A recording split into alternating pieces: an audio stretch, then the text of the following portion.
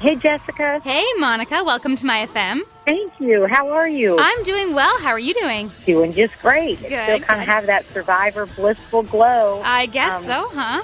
You didn't come in first place, but you came in second, so congratulations on that. Thank you. I just couldn't be better. I'm so incredibly happy. I didn't win the million, but this whole experience and the media and my community and family, I sure feel like I won 5 million or 10 million or infinite million. So that's great. Sure, it's just great.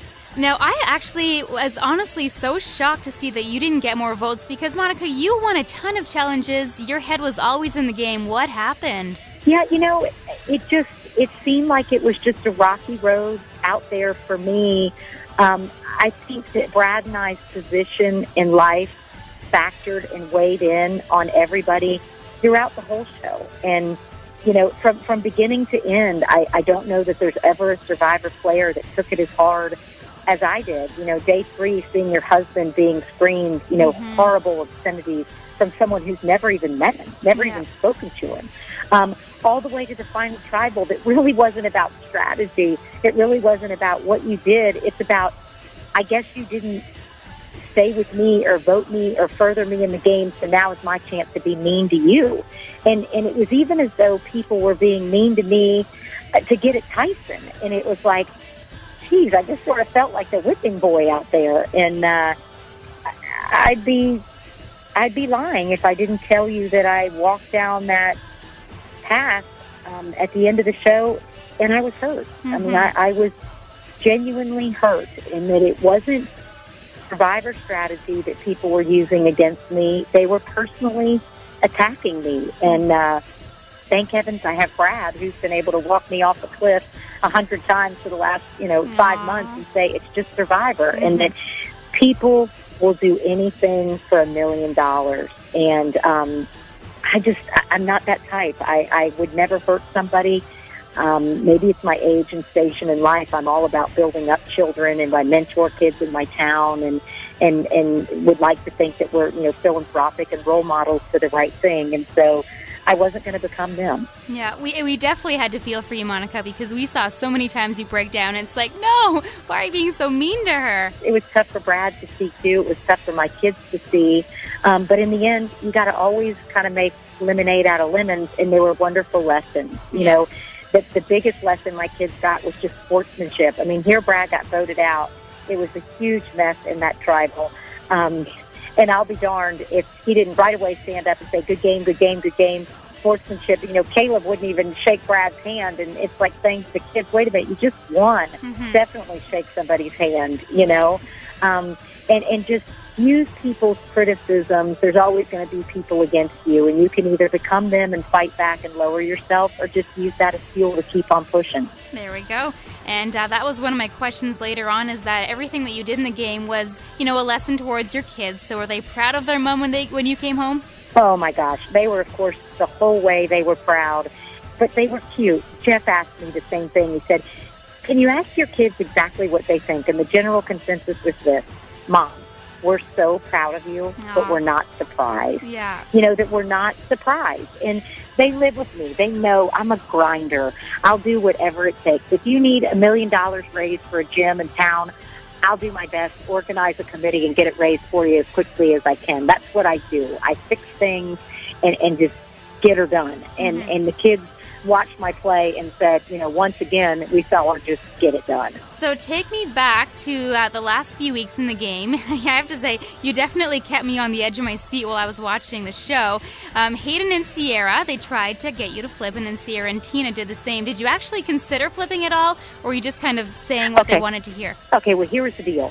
The Hayden and Sierra flip would have been probably go down as one of the dumbest moves in Survivor history if I do it. And here's why. There's 2 parts to this. Okay. Number 1, if I flip with them, I'm number 4, potentially even number 5. If I flip with them and break up Tyson and Jervis, I now have given up a guaranteed final 3 position. And, you got to be in it to win it. Right. You got to be in there to pitch it to even win it. For number 5, I break them up, and now I've the biggest threat in the game. Why? Because I just broke up their alliance. I've got 3 individual immunities more than anybody else, and I'm playing the most selfless game, according to Hayden. He's given me that term. I think they vote me out next. And also, the viewers can't see what the climate is until the very end, but you now will understand when I say, if I make that move, I don't think the jury would have given me credit for that move. I think they would have given Hayden the credit and said, look at how manipulative and good of a player socially Hayden is. He got Monica to flip. And it was a no-win for me. And then we come around and it's Sierra and Tina. And again, that move to go with them was to better their game. That's right. Not my game. You know, it was for them. And I didn't want to sit with Tina. She had absolutely no blood on her hands. Every single person sitting on that jury, she had never written their names down. And secondly, she's got a loved one on the jury that's there lobbying for her. I mean, that's one of the biggest flaws in Survivor, is that everybody's sitting together at Ponderosa still playing the game. And so they can manipulate, chatting about it. And then you've got loved ones on there that are able to actually lobby for their loved ones. So, and Sierra's story was too compelling. I mean, she's got her mom there. She's got them lobbying for her. She'd gone to draw rocks. And, she'd flipped, she'd flopped, and she'd flipped again. And I just felt like sitting between Tyson and Jervis, I was unique in that group. I had less blood on my hands. I broke less promises. I dragged the gangsters to the end. And perhaps they give me some votes. But it didn't come out that way. But second place for the 43-year-old scrappy mom from Tampa is a win to me. It's not too bad. Plus, it was really nice to see how much Tyson really cared for you, in the Alliance when he offered you the hidden immunity idol. Yeah, it was huge. And we were so tight. The 3 of us had made a final 3-pack the first day we got back. Also, then, even when Tina says to me, let's make Jervis build fire, I already knew that Tyson was giving Jervis the idol. Oh, did you really? Yeah. I mean, we were so close, we'd all talked about it. And it meant a lot to us.